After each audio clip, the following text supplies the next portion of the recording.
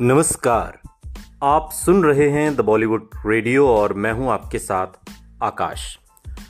दोस्तों, आज के इस पॉडकास्ट में बात राजेश खन्ना के करियर के आखिरी दिनों की। साल 2006 राजेश खन्ना सियासत को एक तरीके से अलविदा कह चुके थे और अभिनय अभी तक छोड़ा नहीं था।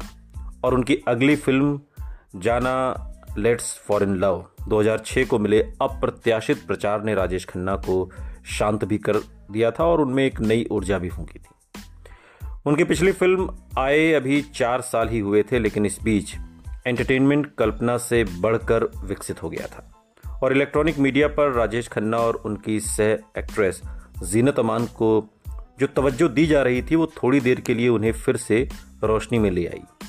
राजेश खन्ना और जीनत अमान दोनों की जाना में विशेष भूमिकाएं थीं, जो मूलतः लेखक निर्माता शाहरुख मिर्जा के बेटे रेहान खान को पेश करने वाली एक फिल्म बनाई गई थी। लेकिन राजेश खन्ना और जीनत अमान के फिर से एक साथ आने से फिर कुछ समय के लिए ही मीडिया का ध्यान इस फिल्म ने राजेश खन्ना ने और जीनत अमान ने अपनी ओर खींचा। राजेश खन्ना ने वर्षों से प्रेस से ऐसी तवज्जो पाई नहीं थी और उन्होंने उसका भरपूर लुत्फ उठाया। फिल्म की प्रेस कॉन्फ्रेंस के दौरान अपने धारीदार बालों के साथ राजेश खन्ना ने ही ज़्यादा बात की और मशहूर राजेश खन्ना की जो अदाएं थीं और जीनत अमान का आकर्षण चूंकि अभी भी बरकरार था।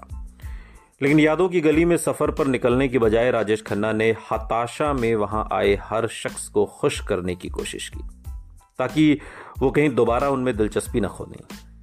ये राजेश खन्ना की आखिरी कोशिश थी। नई शताब्दी के पहले दशक की शुरुआत में राजेश खन्ना के जीवन के हर छोटे छोटे टुकड़े की धूप पर परेशानी के बादल घिराए थे। उनकी माली हालत बद से बदतर होने लगी थी और सुगबुगाहटें थीं कि वो आशीर्वाद बेचने की कगार पर थे।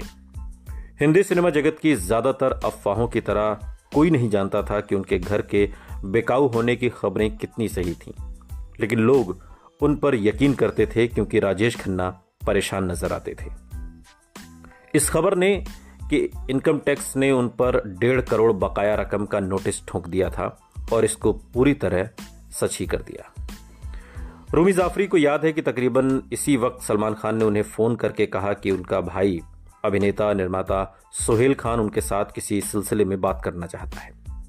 छोटे खान ने लेखक से कहा कि वो लोग आशीर्वाद खरीदना चाहते हैं। सोहेल खान ने कहा कि राजेश खन्ना कुछ भी कीमत मांग सकते थे और सलमान खान न सिर्फ वो अदा करेंगे बल्कि इनकम टैक्स का बकाया भी भर देंगे और सलमान खान राजेश खन्ना की कंपनी के लिए एक फिल्म भी बिल्कुल मुफ्त करेंगे।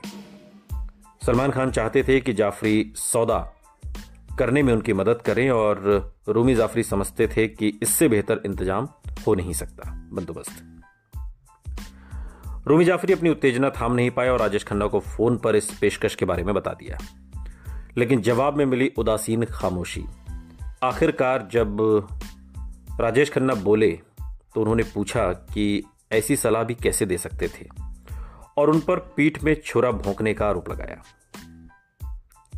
रूमी जाफरी याद करते हुए कहते हैं कि काका जी ने कहा, मैं तुम्हें दामाद जैसा समझता हूं और तू मेरा घर बिकवाना चाहता है, सड़क पर लाना चाहता है। मुझे समझाने में बहुत मुश्किल हुई कि मैं सिर्फ एक डाकिया था, सोहेल खान का संदेश लाने वाला। जाफरी एक इंटरव्यू के दौरान याद करते हुए कहते हैं। राजेश खन्ना ने जाफरी से कहा कि कोई भी अंबानी भी उनका घर नहीं खरीद सकता और बातचीत जितनी लंबी होती गई राजेश खन्ना उतने ही दार्शनिक होते गए। उन्होंने ये ख्याल भी जाहिर किया कि एक दिन वो मर जाएंगे लेकिन आशीर्वाद हमेशा रहेगा और उस वक्त तक दुनिया राजेश खन्ना को नहीं भूलेगी। जो अदाकार कभी बॉक्स ऑफिस का बादशाह और रोमांस का राजा कहलाता था, वो हमेशा ऐसे मनोहर खिताबों को ज्यादा ही गंभीरता से लेता था और उसके मन में कोई शक नहीं था कि वो वाकई एक तरह राजा था। उन्हें अक्सर ये कहते हुए बताया जाता था कि राजा राजा ही होता है, चाहे राजगद्दी पर हो या वनवास में। और इस संदर्भ में आशीर्वाद उनकी विरासत से कम नहीं था, जो उनकी जिंदगी से ज्यादा चलने वाली थी। राजेश खन्ना जब तक जीवित रहे, रूमी जाफरी को यह घटना भूलने नहीं दी और उन्हें याद है सोहेल खान भी, जो कुछ साल बाद अचानक राजेश खन्ना से मिले और सलीम खान के सबसे छोटे बेटे की हैसियत से अपना परिचय कराया। उनको भी राजेश खन्ना ने बुरा भला कहा। रूमी जाफरी को उन्हें घर खरीदने भेजने के लिए बहुत कुछ कहा। जॉनी बख्शी को वो दिन याद है जब उन्होंने राजेश खन्ना को अपने घर के सामने वाली सड़क के किनारे से अरब सागर की लहरों को टकराते हुए गंभीरता से देखते पाया।